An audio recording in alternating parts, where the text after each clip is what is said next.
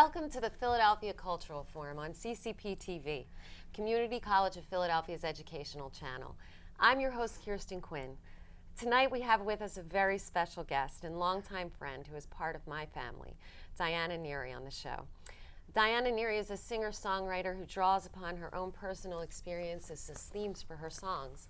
She offers a variety of folk, blues, and pop styles, presented with an open, warm, and playful connection with the audience. As an activist, teacher, and mother of two sons, Johnny and Jeff, her music has reached so many audiences.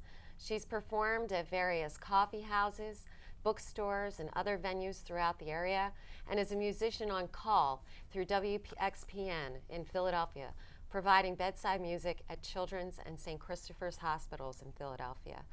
Diana also performs for church groups, weddings, senior centers, and classes at centers for people with disabilities. Providing music for workshops for the Autism National Committee's conferences and other organizations, her activism through music has been truly inspirational. In addition, Diana has 3 CDs of her original music. There's Always Something, Guided by the Spirit, recorded with her friend Mary Ford, and One Foot in Front of the Other. And she's even written the music to a children's play, Dance Night, with collaborator and friend Phyllis Lane. All of these things we will talk about tonight. Please join me in welcoming Diana Neri to the show. Thank you, Kirsten. How are you? Thanks Thank for that you sweet welcome. so much Thank for you. coming on this show.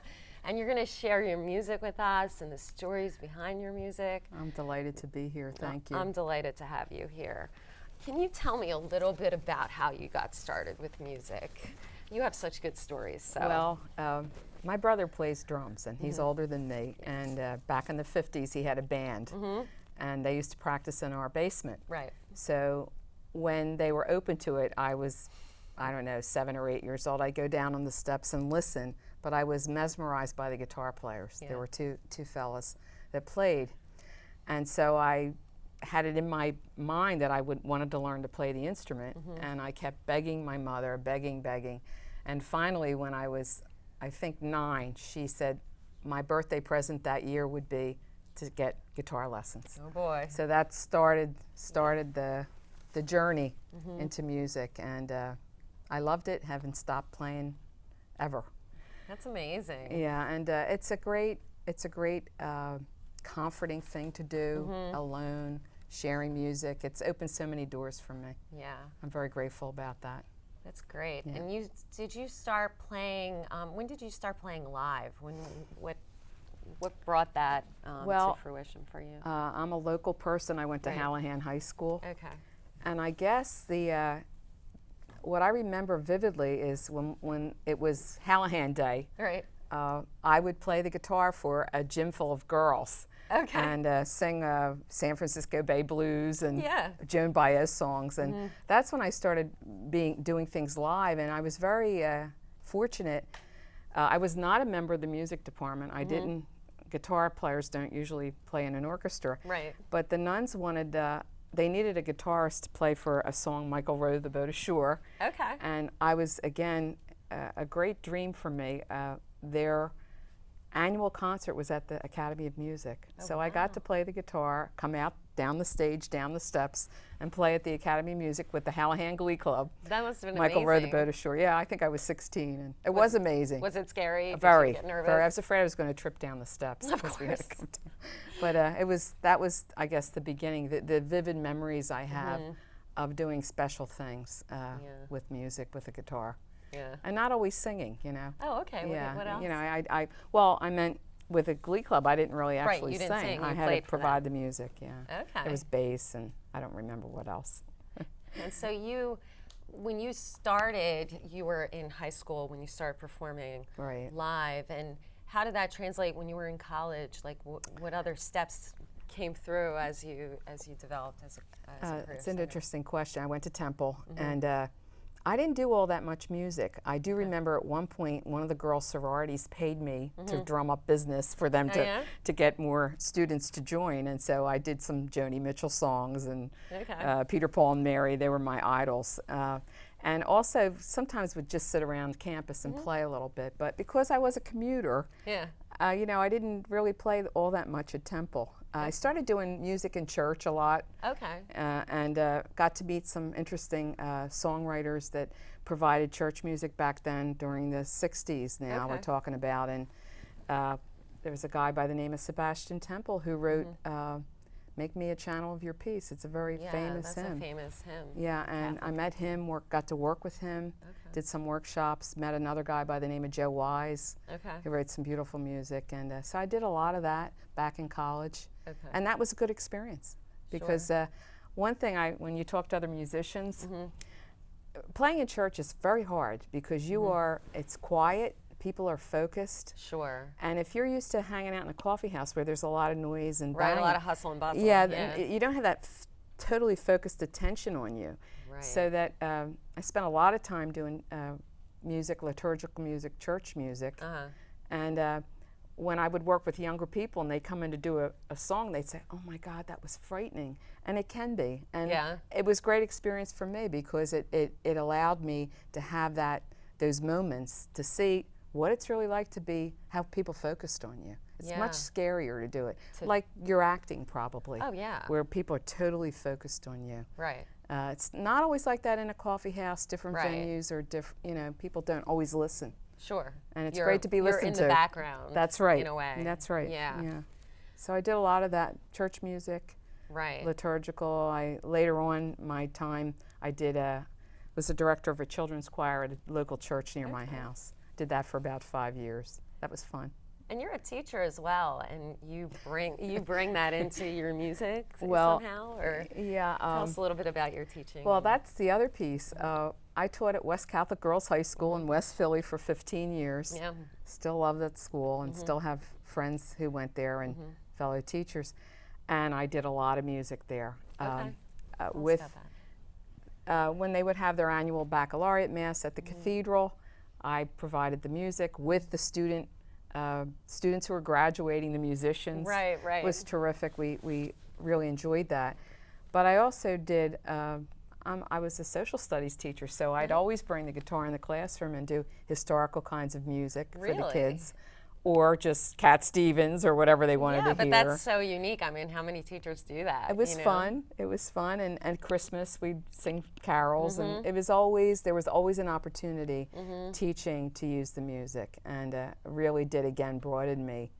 And I like that it could broaden my repertoire because, you know, it's great to do folk, blues, liturgical, show tunes, I remember a class that I had, we were studying the 20s. Yeah. And George M. Cohan, that's before the 20s, but the kids were singing that music and had the guitar. And it's just a lot of fond memories of how this whole journey evolved. Yeah, and your students were probably inspired by that. Do you have any students that became musicians after? I had a guitar club. Did you? Oh, sure. Okay. I had a guitar club. And I do remember the one student who used to love to sing. Right. And she did the George M. Cohan stuff.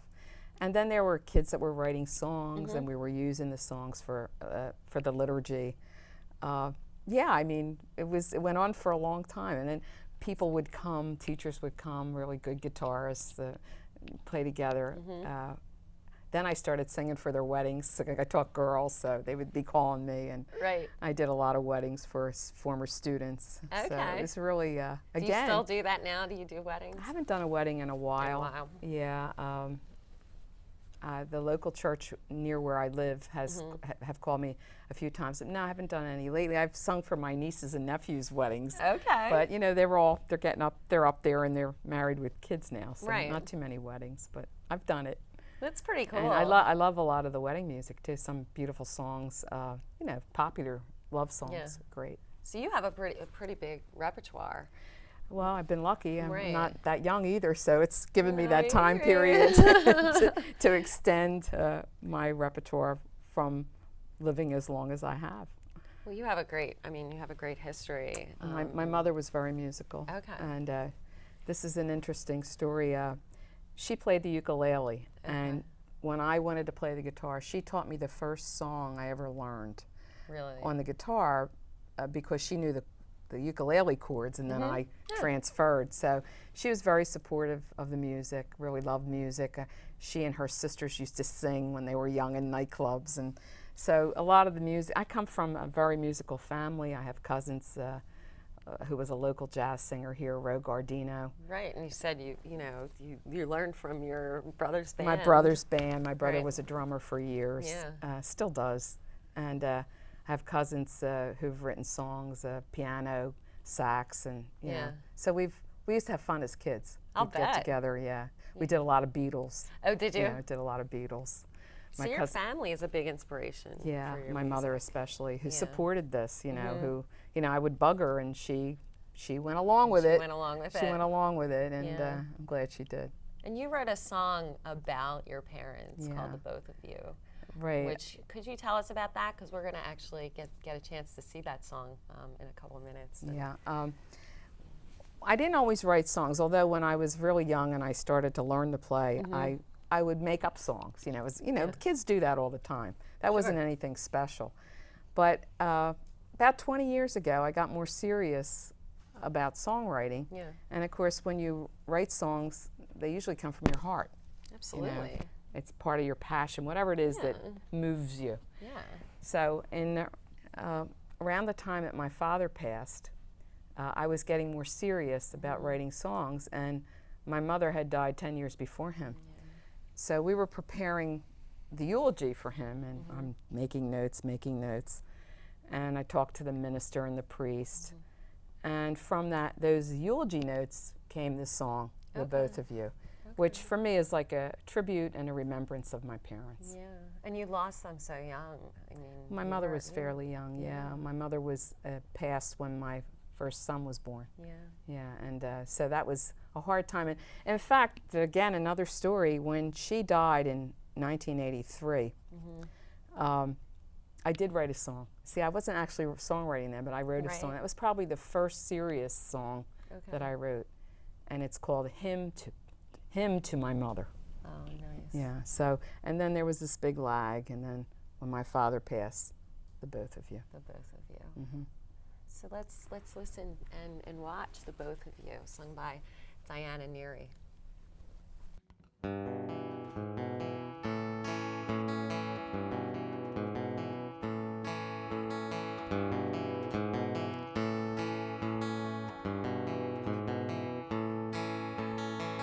Growing up in North Philadelphia, sometimes it wasn't easy to do. We didn't have a driveway, not even any grass, but what we had was both of you.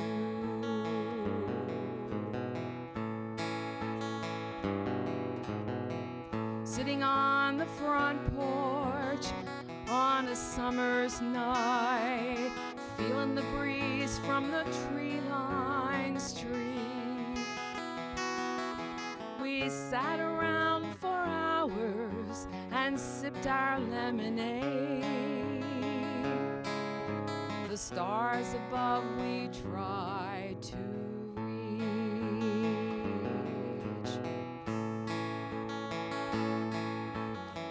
Now you're gone and I'm left with all my memories, taste and smells of times gone by, drums beating, music playing, sounds of childhood days. I can never say goodbye.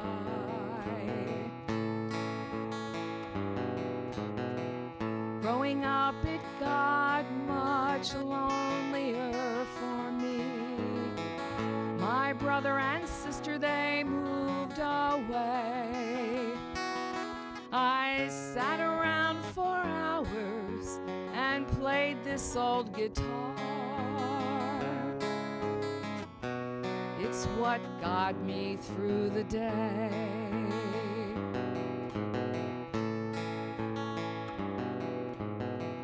Then one day we had to leave our old The neighborhood had gone downhill. We rode along together and couldn't say a word. But on that day some dreams were killed.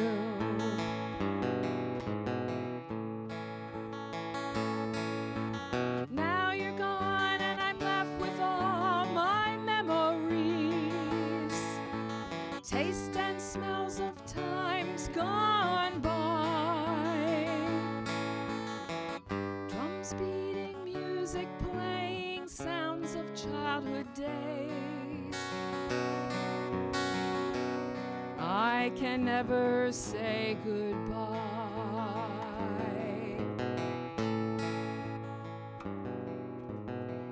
Growing up in North Philadelphia, sometimes it wasn't easy to do. We didn't have a driveway, not even any grass. But what we had was both of you.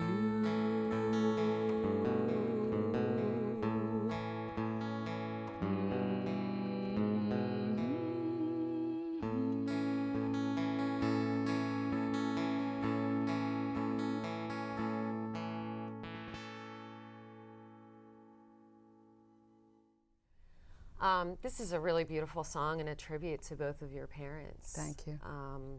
You know, it's a beautiful song about growing up and about those memories. Of sitting with them and being with them. And I make reference to drums beating. Yeah. It would be my brother playing the drums who he bothered the neighbors, but he kept doing it.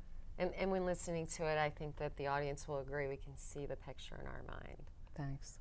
Of you. I would hope so. It must have meant a lot to you to write that song. Did it help you with the grieving process? Absolutely. What was that like? Well, when a second parent dies, I have a friend who says, then you become an orphan.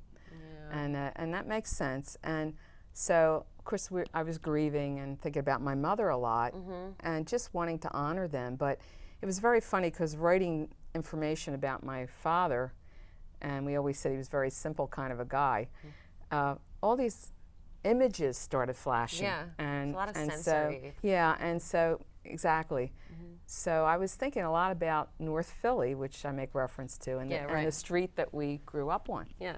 And so just describing that was very comforting. And, you know, I still sing that when I go out to coffee houses, and it's a way that I have of honoring them, remembering that they made a lot of sacrifices so I could play the guitar. So that you could play the guitar and become a musician. Yeah. Yeah.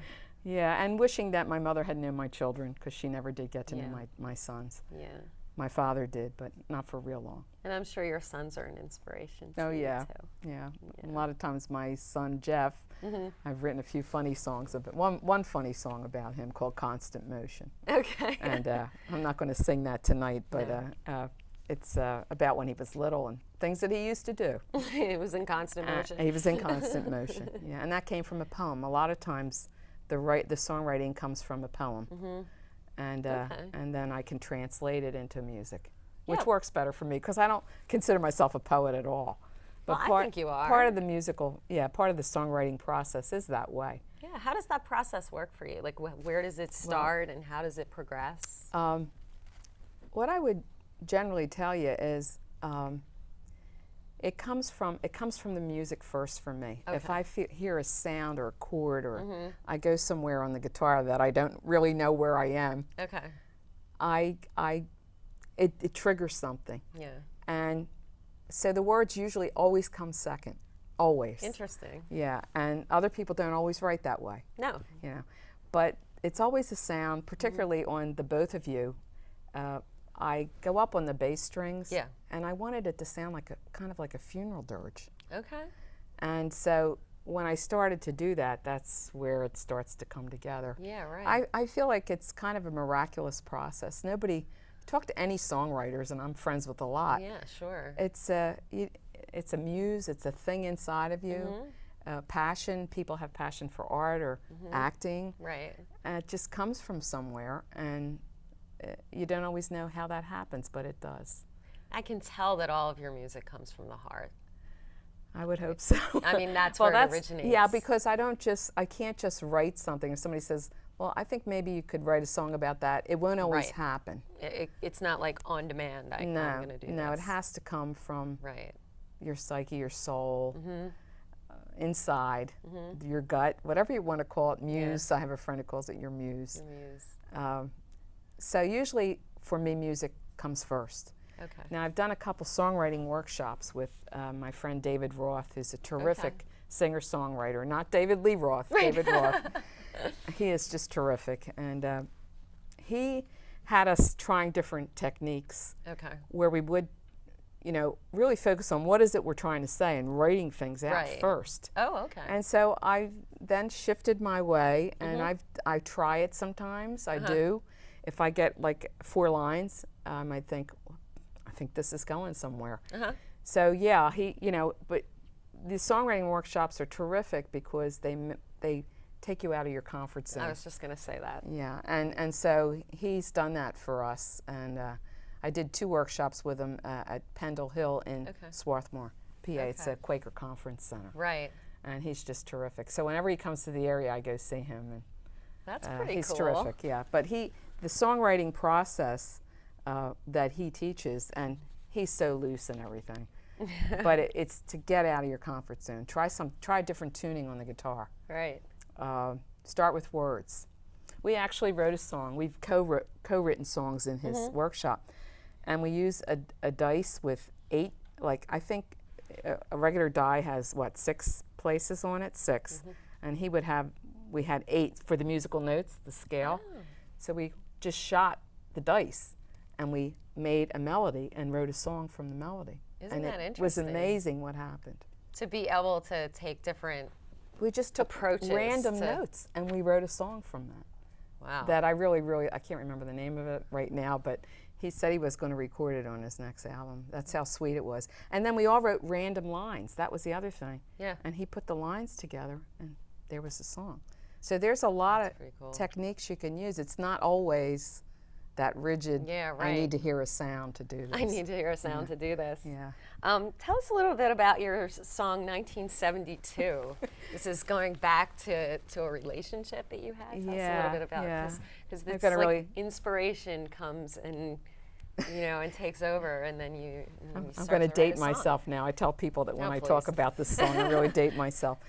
1972 happened this way. I was exercising on a stationary bike, and I think I had an iPod on, and what I heard was that song, I Can See Clearly Now. Yeah. And so I remembered where I was when I heard that song, which almost everybody does that, I think, with music. Right. You hear a song, you remember. And here's the impetus. Right. Just like what you were just talking about. Right. Yeah. So I thought, I remember 1972 and that song and where I was in the car, driving down Hunting Park Avenue. Right. And the song is about the year I graduated from Temple. Okay. Got my first teaching job at West Catholic Girls High School, and had this crazy, steamy romance. And so it all was coming together, and I write in the song, I make reference to streets and areas of Philadelphia because I was pretty crazy, and it was pretty crazy. So that's where the song came from. And it was fun. It was a fun kind of a song to write. And it was about a memory. It didn't end too well, but a memory that I could laugh about at this time. Yeah, and I wrote it quite a while ago. Okay. So let's that's listen 1972. To 1972.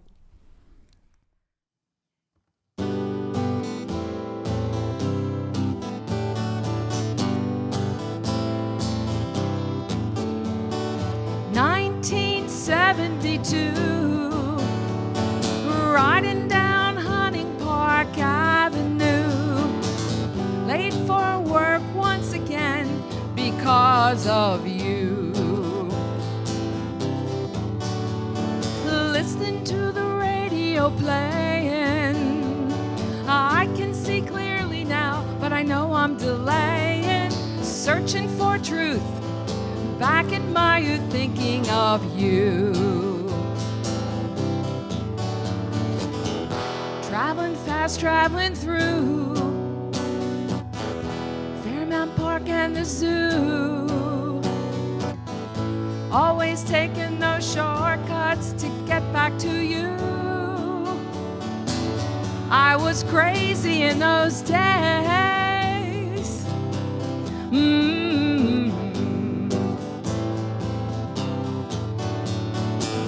You always were so sweet.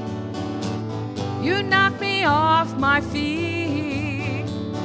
Flowers and notes, how could I cope dealing with you? Didn't care which way I took, the river drive down to Overbrook. Couldn't stop it then, but I could pretend thinking of you. Traveling fast, traveling through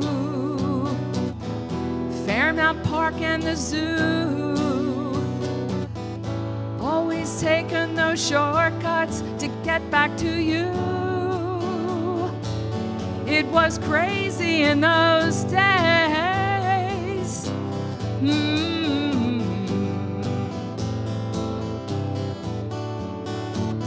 Lose my job, what did I care? All I wanted was to have you there. Hear the confession of my obsession with you. It was 1972. 1972. Sing it with me, 1972. Thinking of you one more time. 1972. 1972. Where were you in 1972? Thinking of you.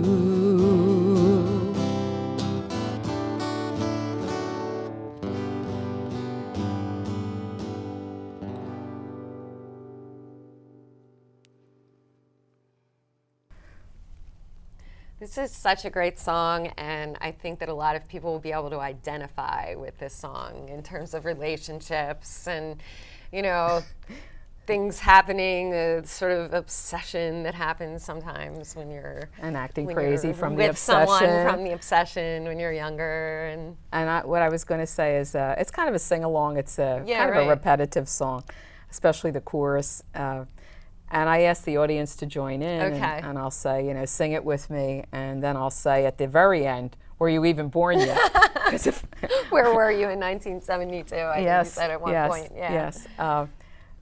I sing just about once a month at a coffee house in Westchester called Unity Coffee House. I'm going to be featured there in June. Oh, good. I'm good. excited about it. It's a terrific place. And when I sing there, there's young kids there, there's older people, there's a mix of people. And there's always a lot of chuckles in the audience because the young kids laugh. Right. And the elders are, you know, you They're can tell remembering the wheels are everything turning. then. Right. Yeah. So it's a fun song to sing.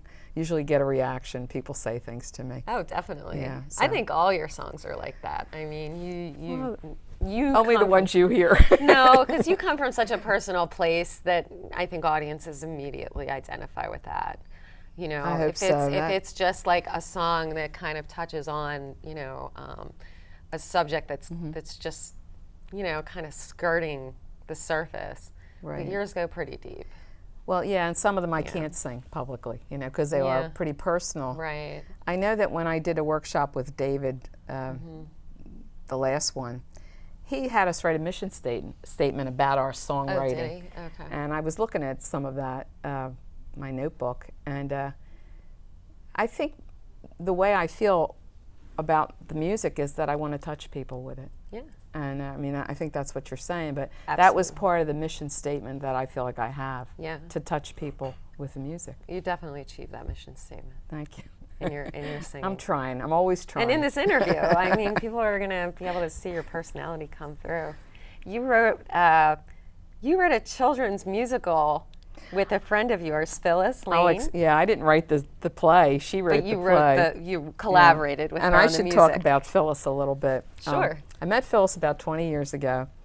She is a former first grade teacher, retired, very active at her church, St. Mary's in Ardmore, award winner, Toastmaster. Yeah. She's just quite a very strong personality, sweet and very supportive person, and a terrific poet.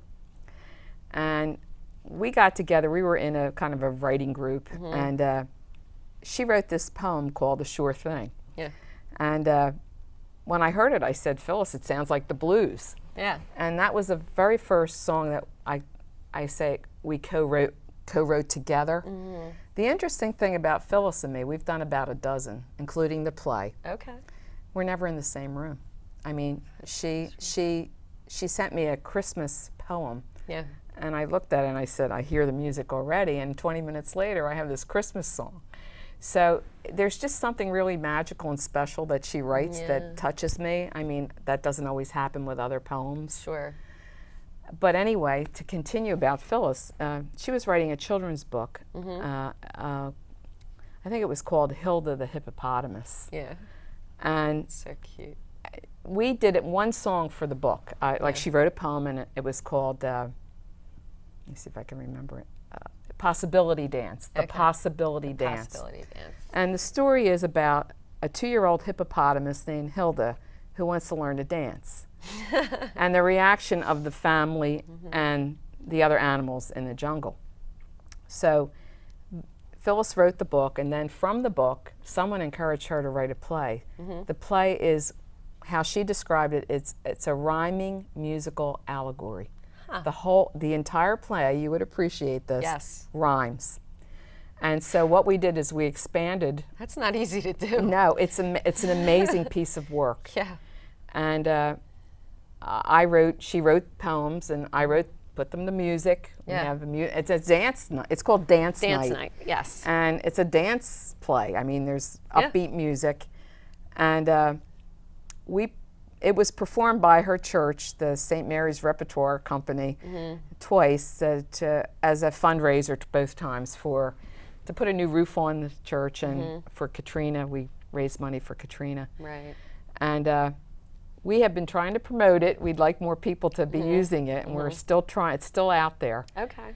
But I feel blessed that I could do this with her. It's been amazing. And one of the songs, called Hilda's Lament, is about this hippopotamus being very upset by the reaction of people to her wanting to dance. Okay. The message of the play is basically tolerance of others, acceptance, acceptance of diversity, and it's really would be a great anti-bullying piece as well. It's definitely something I was going to mention about the song after I listened to it. Yeah. Because I just attended a benefit concert for the Trevor Foundation Part of that. against bullying, and this song immediately came into my head after listening to it. So let's hear Hilda's Lament. Beautiful song.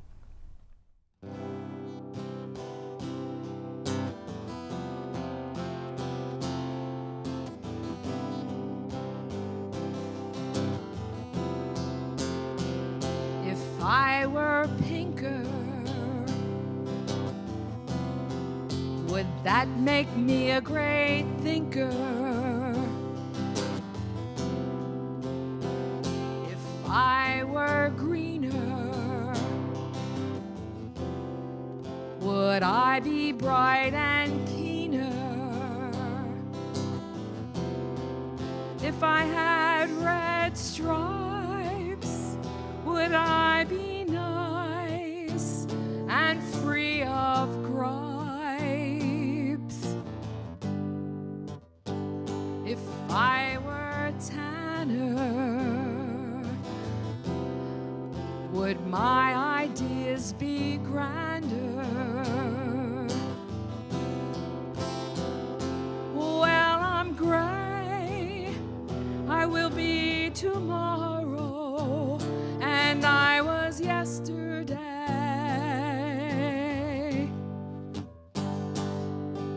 what's important is what's inside,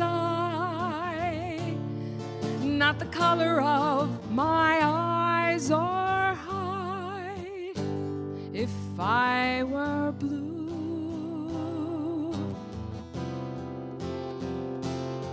would my words ring more true? If I were gold, would I be stronger or more bold? But I'm gray, and I'm proud to say that I was born this way.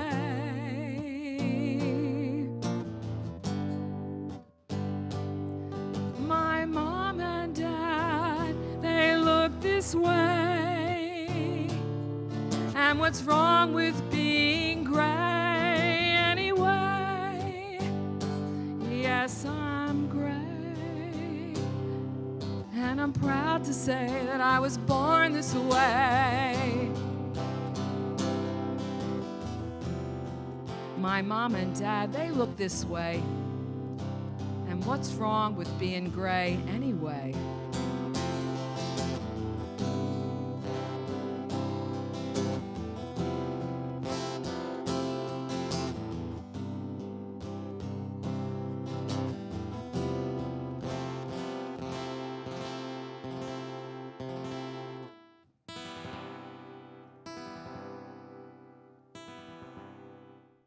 When I heard this song the first time, I started crying because I know what it's like to be in that circumstance of feeling like the outsider, you know. And when she talks about getting back in, you know, who cares what color I am, or who cares when I'm like, I'm going to do this. And I think that's a message that so many people, when they hear this song, can relate to. And I do want to mention that I would relate to it as well. Yeah. My older son, John, is on the spectrum. And I've sung for people with autism. And Yes, I was gonna ask you about have been that. a special ed teacher. I really feel like the message of this play, it just reaches so many people on so many levels. Yeah. And so this is Autism Awareness Month. That's right. And certainly kids on the spectrum are bullied. You know, Absolutely. I and know. other kids and people who are different. And I know that that's Phyllis's message in this play. And it's loud and clear. Yeah.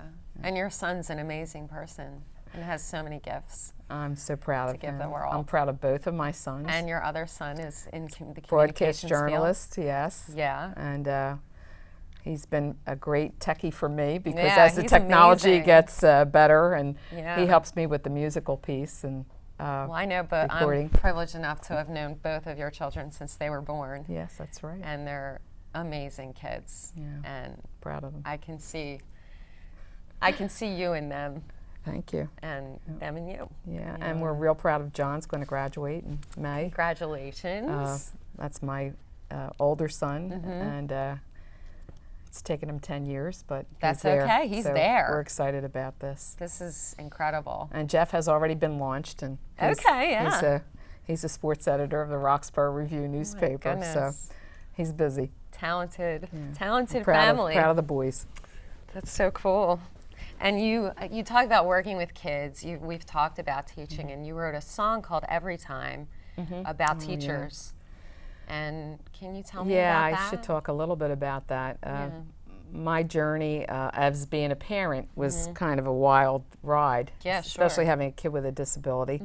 So I was in and out of the workforce, and I taught at West Catholic for 15 years. Right. So when I had my children, I was no longer teaching, and I missed it. And then I had various other jobs. And every time that song came from when my son Jeff was in the 8th grade, I would drive him to school every day Yeah. and then go to work. And it wasn't in teaching. And I would drop him off, and I would start to cry because I missed it so much. Yeah. So, long story short, a few years later, I got back into teaching, went back to school, became a special ed teacher, and worked in that field for 5 years. And that song came from that, dropping him off, seeing the kids and the teachers going in, and I would start crying. So I wrote the song about missing the profession, but hoping and praying that things would work out, which they did. And what's really interesting, and again, it's like the evolution of a song. When I sing that song now, it's amazing the reaction I get. I sang it when coffee house in Wayne that I often go to called Playing with the Spirit Coffee House. I sang that song a little over a year ago, and what was going on was they were trying to close a lot of these Catholic schools in the area in Philadelphia. And this person came up to me and said, you know, can I have a copy of that? My school's going to close and I don't know what's going to happen. And then I loaded it up on SoundCloud. I think, I did. And so when I sing it now, it has a different meaning. I'm thinking about Philadelphia and so many schools closing. So many. And parents struggling and worrying and families having a legacy of a community school that's no longer going to be there anymore. And so did I think when I wrote that song about me feeling bad about leaving teacher that it would take on a whole new meaning now? But I'm happy to share it. You know, it's a song about having faith, really, about knowing things will work out. Let's hear Every Time and watch Diana perform Every Time.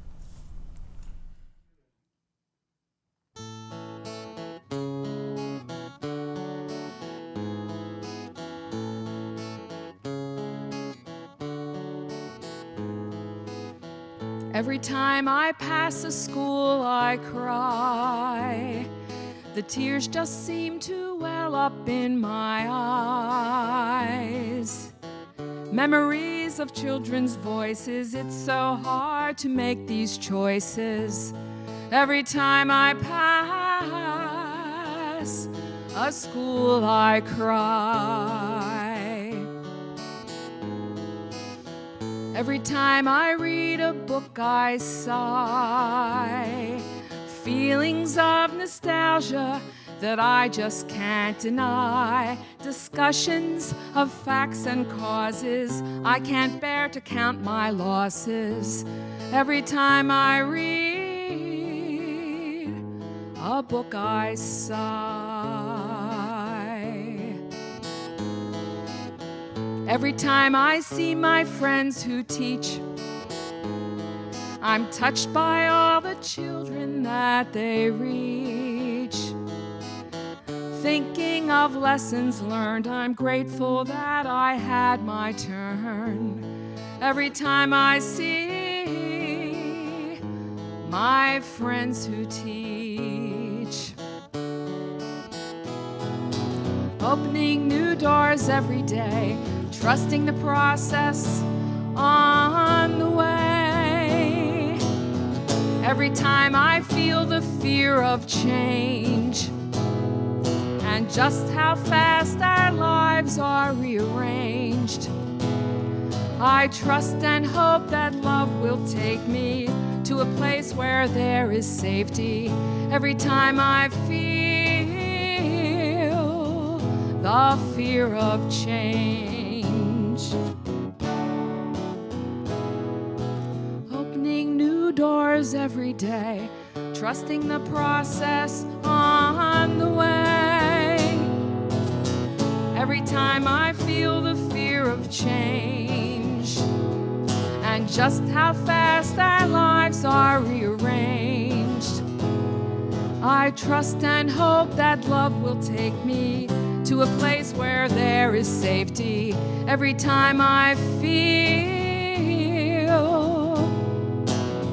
every time I see, every time I read, every time I pass a school, I cry.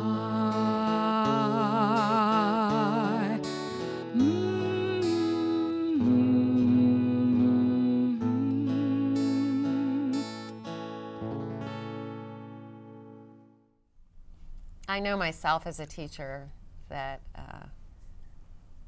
I can identify with that. And the teachers, the way that you talk about teachers and their role in society, and you're being a teacher and making a difference and feeling the connection with that idea of making a difference. I mean, you do it in so many ways, in so many venues, in so many different media. I mean, you know, and I think that the song, like you said, is very timely because of what's going on in education right now and the issues that educators and administrators are facing. It's really hard now. There's so many young people who question whether they should go into teaching. Right. Whether it's That's happening a lot right now. With cutbacks. I mean, I can relate. Yeah. And it is hard because we need good people. Yes. A good teacher can make or break a kid's life. That's I learned that through my son with autism, and when there's really good people, it really makes a big difference. It does. And we need them. So. Yeah, it does. And I would imagine you'd be a great teacher. I'd love to be in your class. Well, I appreciate that. I'm not teaching right now. I would love to be in your class. I want to talk about your albums. That you have 3 CDs of your original music. I just want to make sure I get this right. There's Always Something. That was the first one. That was actually way back. I did a cassette and then transferred it. Right. And that was the original music, you know, when they get the original music out. All of it's original music. Right. And then from there was a much bigger project. I want to talk about my friend Marie Ford. Okay. Where she's my singing buddy. we recorded an album together. And Marie has a terrific voice. She sang for Anna Crucis's Woman's Choir here in Philadelphia, singing City Choir. And so we're, you know, she does a lot of harmonies when I sing. Okay. So we recorded Guided by the Spirit. And there's some original, and then there's some of Marie with her style of music on there. Right. And we were excited about that. That was a big project. And people were encouraging us to, you know, record something, because we used to sing at, I don't know if you've ever heard of Sid Simon. He's a former retired educator from Temple and University of Massachusetts. Okay. He wrote Values in Teaching, and he's written a lot of books. Right. And he's still around. I still talk to him on email. And I used to go to his workshops. I've did many workshops with him, and he'd use, you know, I did the music for him. Yeah, sure. And Marie and I would get up and sing. And we would sing this song called I'm Ready. And it was a very powerful song. Person who wrote it was Donna Carey, her name was. Okay. And everybody kept saying, will you please record the song? And that's how the CD came about. We finally made a recording with us singing I'm Ready, along with other music. That's really neat. So, yeah, it was very neat, and it was a big project. It took us a while. Yeah. The last CD, trying to remember the name of it. I'm One foot in front One of foot the in other. front of the Is other. that it? Yeah, Okay. I should have had that because Making that's sure I from the might play. order. That's from the play. Okay. One foot in front of the other. That is a compilation of my best stuff and newer stuff. And newer stuff. And too. newer stuff is on there. And I guess if you asked me if I had a dream, Yes. I would love to make a new CD. I don't know that will ever happen again, but it's so expensive to do it. It is, yeah. But I'd love to do it because I have so much newer music that I would like to record. We have to root for Diana to do that. We have to see people encourage you. know, Yes. contribute. But anyway, Yeah. I don't know whether I will again, but I guess it's a pipe dream. I think you will. Yeah, it's a pipe dream. I think you will. You have a signature song, which is the title of your first album, right? Yeah, that's called There's Always Something. Yeah. And that song came from a poem that I was writing about my mother on Mother's Day. And I really love to write songs that tell stories, and that one really does tell the story of my guitar playing and some of the things I shared here with you. Yeah. And and it talks about how I started playing and how I really wanted to get better and get a good guitar, not a cheapo, and the process of how I did that. And again, this is a song that was a tribute to my mother and father, because what actually happened was I wanted an electric guitar, And I didn't know that they could afford it. But my father used to go to the racetrack, Liberty Bell, up in Northeast Philly, and he won a good amount of money one day. And this is such a sweet thing that my parents took that money and bought me a really, really nice guitar. Nice. And so that's the song about it. But what I always say about this song is it's about that process and following your dream. And so There's Always Something tells the story, and I call it the signature song because if that didn't happen, I wouldn't be here talking to you. Yeah. About your music. About the music and about the process, and this is glad great. to do it. Well, terrific. Let's hear There's Always Something. Let's watch Diana perform this song.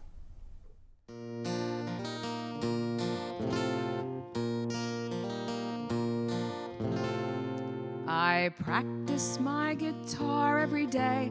It was 1958. I played until my fingers ached in the morning, in the evening, at lunchtime. I begged my mom for a new guitar. I thought I had come that far, but you know how some families are. There's always something to pay for, to replace. My dream was to play some rock and roll. Even though I was only 9 years old, I was tired playing what I had been told. I wanted to sound like Elvis, Bill Haley, maybe Chuck Berry. My father went to the race course. He put his money on a horse. Coming home later that evening, his winnings my mom found to be a source for purchasing an electric guitar. We went searching from store to store until I found what I was looking for, a beautiful Gibson with blonde wood, like Les Pauls and Mary Fords. Are you old enough to remember them? I thought my fantasies had come true. I was finally plugged in, playing all those tunes that I listened to, but now a new sound was coming in. I begged my mom for a new guitar. I was tired playing that rock and roll. Now all those folk singers are taking control. I wanted to sound like Peter, Paul, and Mary, Joni Mitchell, Judy Collins, Joan Baez.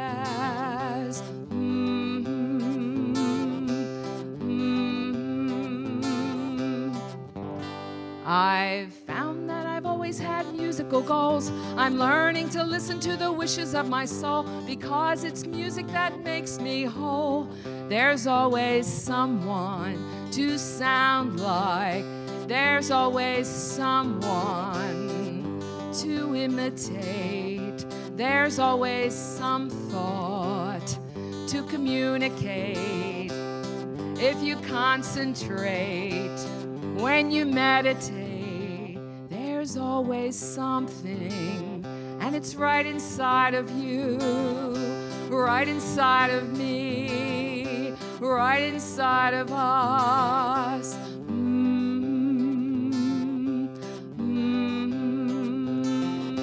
There's always something, and it's right inside of me, right inside of you, right inside of us.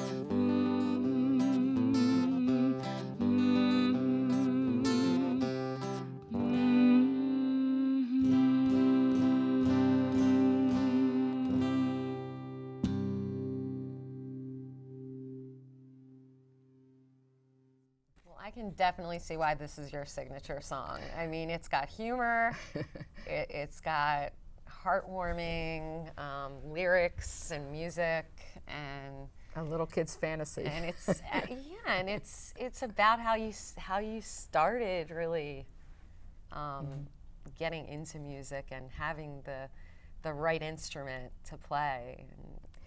And I remember when I first started to sing it, out in the coffee houses, you know, getting it out there.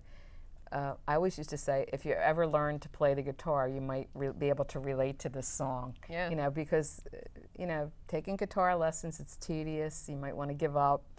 But if you keep trying, you'll get to your goal. Yeah.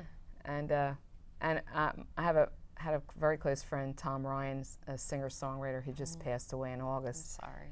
And he really liked that song because the songwriters can relate. Because when we're up there and we're writing this stuff, we're always trying to, like, you know, I love Joni Mitchell. She's my idol. So, you know, I want to sound like Joni Mitchell, or I want to sound like David Roth. You have your own sound, thow. Well, you have a unique sound. That's what happens, I guess. Yeah. That's how it evolves.